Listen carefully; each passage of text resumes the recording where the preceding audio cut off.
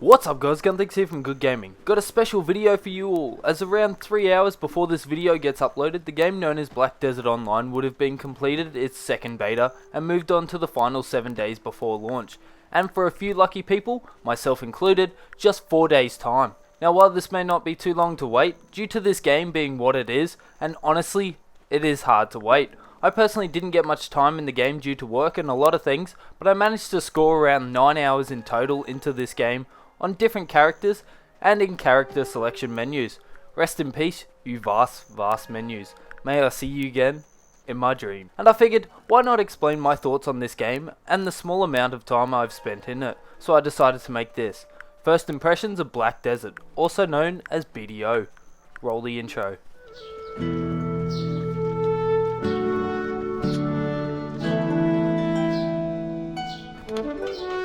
As I said in the intro, the customization menu is something amazing. I've never seen a game that places so many details into your characters and so many little things you can do to customize your character that once you enter the world, you will never see again, such as eye iris shape, hair length, highlight tips, star signs, size of legs height, poses, everything you can think of to place into a customization editor, this game has.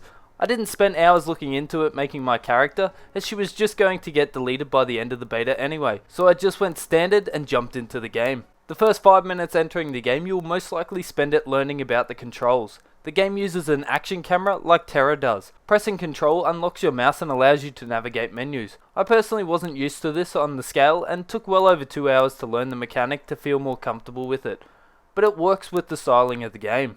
Your key binding and skill slots should all be set before you head out.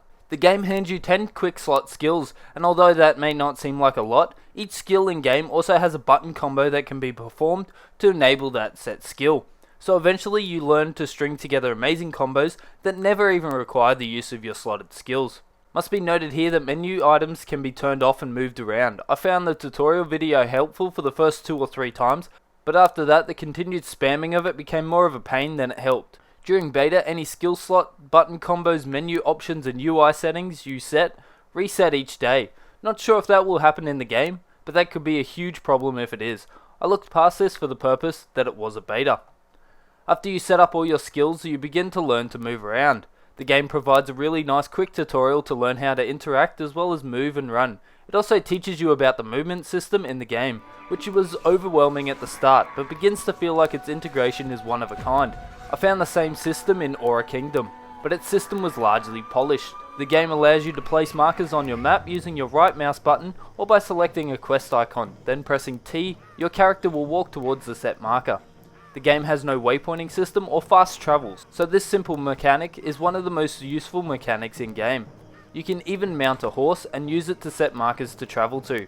Whilst you are travelling, you can organise daily logins and icons flashing on your UIs, such as skills and information about mob. Armour and weapons cannot be equipped whilst moving, and this made me really sad. Whilst on the subject of movement, the game does a wonderful ebb and flow out of combat to in combat. Movement in cities to being allowed to jump and even climb walls and obstacles. If a wall is the same height as you, don't worry about it, just climb it and drop down the other side. The sprint system runs low extremely fast, and I'm still not sure if this is upgradable or simply for disengaging combat, kinda like a flee system. A permanent hotkey for draw/stow weapon is always available, and the game always likes to tell you that your weapon is drawn whilst not in combat. Your weapon is drawn!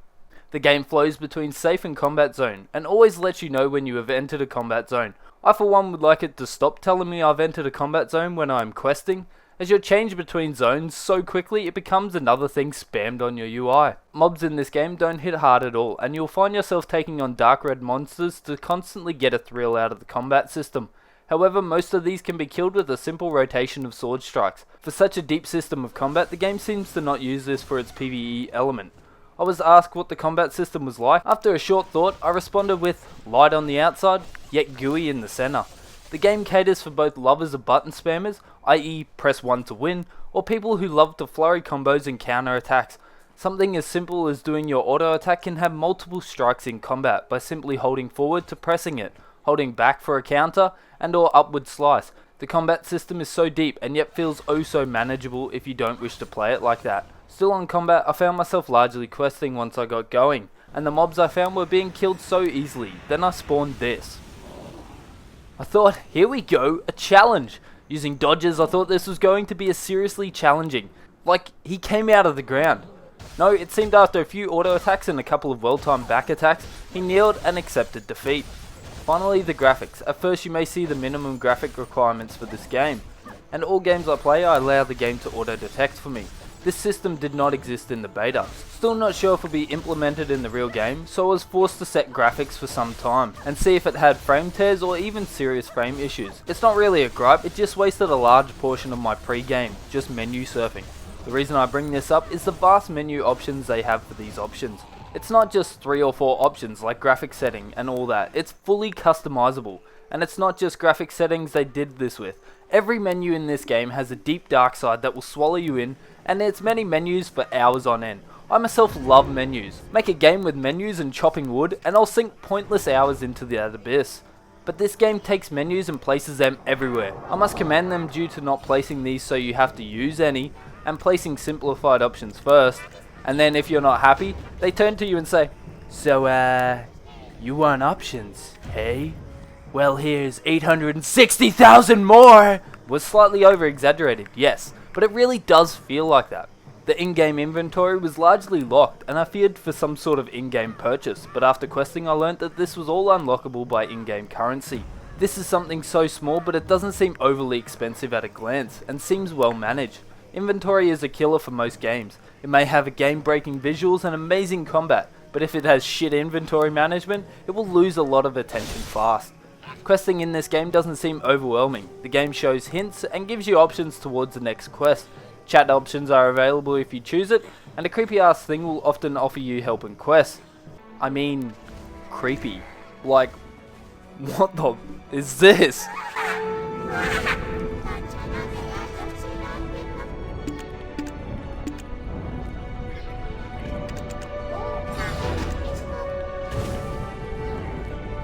In a couple of quests I found the game couldn't keep up with the spawn rate for mobs, so I feared during the launch of the game this will become a serious problem. Killing 5 of just one mob when it only spawns 1 in each zone is a little hard when the quest only accepts the first person to strike that mob. This is something small, and each server in the beta had access to 4 different channels. These channels could be changed easily, but going through another load screen just to finish one quest was a little painful. Quests that are active place quest target above your enemies' heads. I found this was one of the most helpful tools in this game. A quest telling you to collect 5 masks was a little vague, so placing the target icon above the goblin's head you're meant to kill allows for a less stressful questing time. Quests are handed in, but most run through your creepy ass thing. Handing them in is quite painless. The game has one load screen, the main one entered in game. This works amazing. The load screen during the beta took about 40 to 50 seconds to load. Although this may sound like a lot, it was painless when the rest of the game seems to hold no load screens. This does allow for a lot of screen tearing when moving quickly between areas, and also doesn't spawn the correct character models for NPCs, but this could also be server issues. So again, not a bad point, just something to note. This game has so much more depth that in my time with the beta I was unable to try, from jobs to hunting, fishing, housing, guilds, PvP to guild wars, where you fight over ownerships of town to expand your area, to tiered horse mounts, costumes and boats.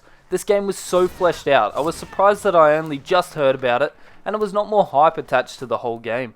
It was a port from Korea, and much of the aspects I thought would be in the game, such as difficult PvE, grindy gameplay and more variety in classes, was all but non-existent. Apart from travelling to a zone where the monsters now kill you in one strike, PvE was a pushover.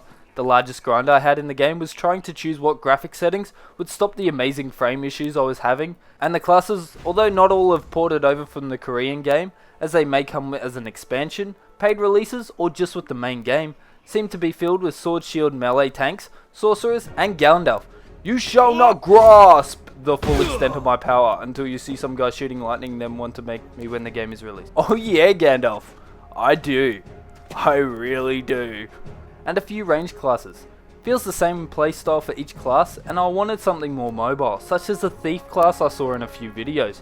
But with everything holding this game back, the beta was amazing. The final countdown saw me at 14 frames per second, with no graphic settings on, and a lot of horses spawned. I mean, a lot of horses spawned. This game was so engaging and it played on my mind every second I was away from it. I would play a little, then try to sleep, only thinking I needed to play another 10 minutes, then go on no sleep for work, to be listening to the soundtracks, which is an amazing medieval type score that rapidly changes depending on the mood, to reading the wiki that is largely unfinished. This game has me at my wits' ends for its release, and I'm loving every second of it.